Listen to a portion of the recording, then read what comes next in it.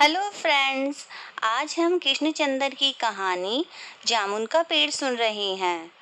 रात को बहुत जोर से झक्कड़ आया। सचिवालय के लॉन में एक पेड़ गिर पड़ा। माली ने देखा तो पता चला पेड़ के नीचे एक आदमी दबा पड़ा है। माली दौड़ा चपरासी के पास गया। चपरासी दौड़ा क्लर्क के पास गया। क्लर्क दौड़ा सुपरिटेंडेंट के पास गया। सुपरिटेंडेंट लॉन में गया। थोड़ी देर में भीड़ इकट्ठी हो गई।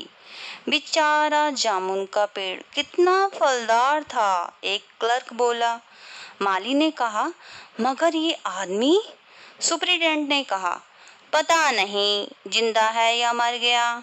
नहीं, मैं जिंदा हूँ, दबे हुए आदमी ने कराहते हुए कहा।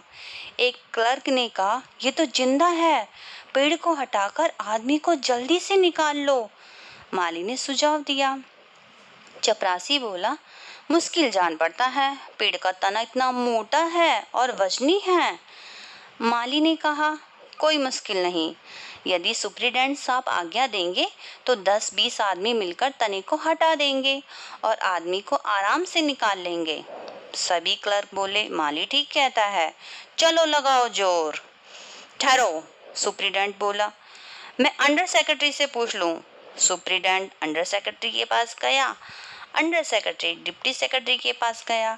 डिप्टी सेक्रेटरी जॉइंट सेक्रेटरी के पास गया। जॉइंट सेक्रेटरी चीफ सेक्रेटरी के पास गया। चीफ सेक्रेटरी मिनिस्टर के पास गया। मिनिस्टर ने चीफ सेक्रेटरी को कुछ बताया। चीफ सेक्रेटरी ने जॉइंट सेक्रेटरी को कुछ बताया। जॉइंट सेक्रेटरी ने डिप्टी सेक्रेटरी को कुछ बताया। डिप्टी सेक्रेटरी ने अंडर सेक्रेटरी को कुछ बताया। इस तरह ये आधा दिन तो ऐसे ही बीत गया।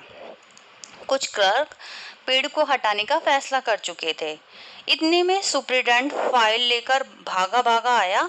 बोला, हम लोग पेड़ को नहीं हटा सकते, हम व्यापार विभाग से संबंधित हैं और ये पेड़ कृषि विभाग में आता है। हम इस फाइल को कृषि विभाग में भेजते हैं, वहां से उत्तर आते ही पेड़ को हटवा दिया जाएगा। दूसरे दिन कृषि विभाग से उत्तर आया कि पेड़ व्यापार विभाग के लॉन में गिरा है, इसलिए हमें इसे हटवाने या नहीं हटवाने की जिम्मेदारी से कुछ लेना देना नहीं है। ये उत्तर सुनकर फिर व्यापार विभाग को गुस्सा आ गया। उन्होंने लिखा, पेड़ तो हटवाना तुम्हारी जिम्मेदारी है, व्यापार विभाग की इससे कोई जिम्मेदारी नहीं है।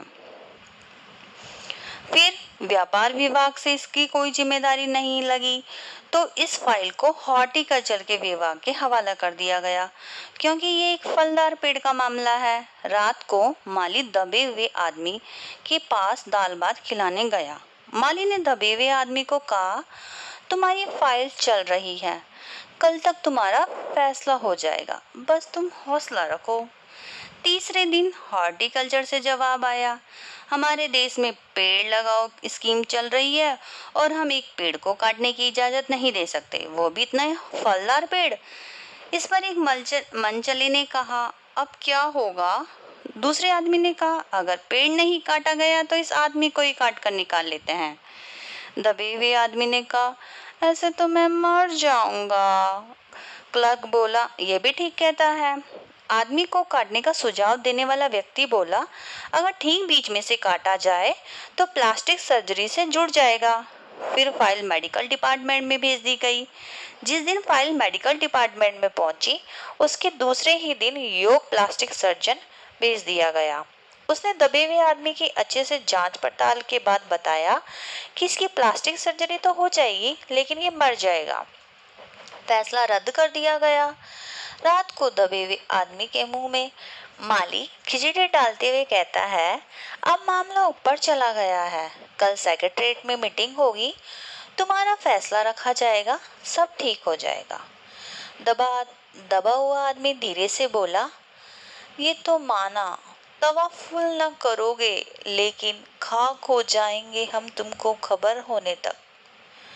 माली ने चकित भाव से पूछा, क्या तुम शायर हो?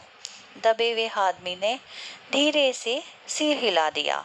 दूसरे दिन माली ने चपरासी ने हेड क्लर्क को, और थोड़ी ही देर में हवा फैल गई।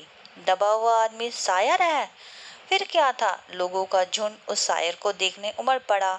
इसकी चर्चा पूरे शहर में हो गई। शाम होने तक गली गली से शायर जमा होने लगे। दबे हुए आदमी के चारों ओर कवि सम्मेलन का सा वातावरण पैदा हो गया। कई शायरियां सुनाई गई। दबा हुआ आदमी कवि है तो सेक्रेटरीट की कमेटी ने फैसला सुनाया कि दबा हुआ आदमी कवि है, इसलिए इस फाइल का संबंध न तो एग्रीकल्चर डिपार्टमेंट से है न हॉर्टिकल्चर डिपार्टमेंट से, बल्कि कल्चर डिपार्टमेंट से है। कल्चर डिपार्टमेंट ने अनुरोध किया कि अभागे कवि को इस फलदार वृक्ष से मुक्ति दिलवाओ। फाइल अंत में साहित्य विभाग अकादमी के सेक्रेटरी के पास पहुंची। बेचारा आदमी तभी सेक्रेटरीट पहुंचा और दबे हुए आदमी का इंटरव्यू लेने लगा। उसने पूछा, तुम कवि हो? जी हाँ, दबे हुए आदमी ने कहा। किस उपनाम से शोभित हो? ओस। ओस? सेक्रेटरी जोर से चिल्लाया। तुम वही ओस हो जिसका गद्य संग्रह ओस का फूल अभी हाल ही में प्रकाशित हुआ है? हाँ, दबे हुए आदमी ने हुंकार में सिर हिलाया। क्या तुम हमारी अकादमी के मेंबर हो? सेक्रेटरी ने पूछा। नहीं। आश्चर्य है, इतना बड़ा आदमी हमारी अकादमी का सदस्य नहीं। सेक्रेटरी जोर से चिल्लाया। कैसी भूल हो गई है हमसे, इतना बड़ा कवि कैसी गुमनामी में पड़ा है? गुमनामी में नहीं, पेड़ के नीचे पड़ा हूँ। कृपया करके मुझे इस पेड़ से मुक्ति दिलवाओ, दबे हुए व्यक्ति ने कहा। अभी बंदोबस्त करता हूँ, ये कहकर सेक्रेटरी ने तुरंत अपने विभाग को सूचना दी। दूसरे दिन सेक्रेटरी भागा भागा आया और उस दबे हुए व्यक्ति से बोला, मुबारक हो, तुम्हारी साहित्य अकादमी ने तुम्हें केंद्रीय शाखा का मेंबर चुन लिया है। ये लो चुनाव पत्र, मगर मुझे इस पेड़ के नीचे से तो निकालो, दबे हुए आदमी ने करा कर कहा। उसकी सांसें भी बड़ी मुश्किल से चल रही थी। ये हम नहीं कर सकते, सेक्रेटरी ने कहा। जो हम कर सकते थे हमने कर दिया, बल्कि हम तो ये कर सकते हैं कि तुम मर जाओ तो हम तुम्हारी पत्नी को वजीफा दे सकते हैं। अगर तुम दरख्वास्त कर दो तो हम वह भी कर देंगे। मैं अभी जिंदा हूँ, मुझे जिंदा ही रखो, कवि रुक रुक कर बोलता है। सेक्रेटरी बोला, पेड़ काटने का मामला फॉरेस्ट विभाग का है, इसके लिए हमने फॉरेस्ट विभाग को लिख दिया है।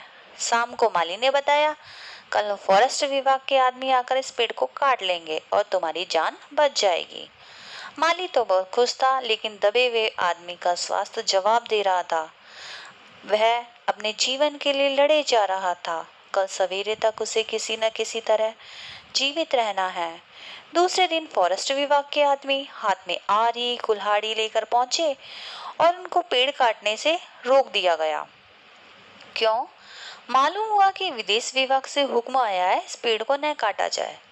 कारण ये था कि इस पेड़ को 10 साल पहले पिटोनिया राज के प्रधानमंत्री ने सेक्रेटरीट में लगाया था।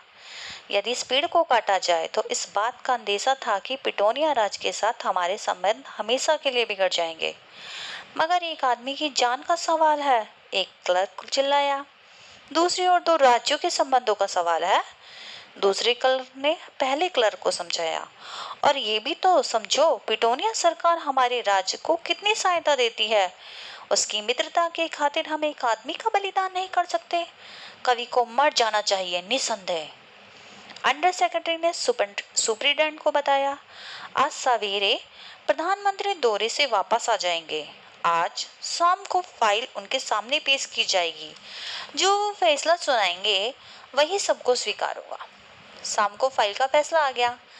एक आदमी जोर से चिल्लाकर बोला, प्रधानमंत्री ने इस पेड़ को काटने का फैसला सुना दिया है और इस घटना की सारी जिम्मेदारी अपने ऊपर ले ली है।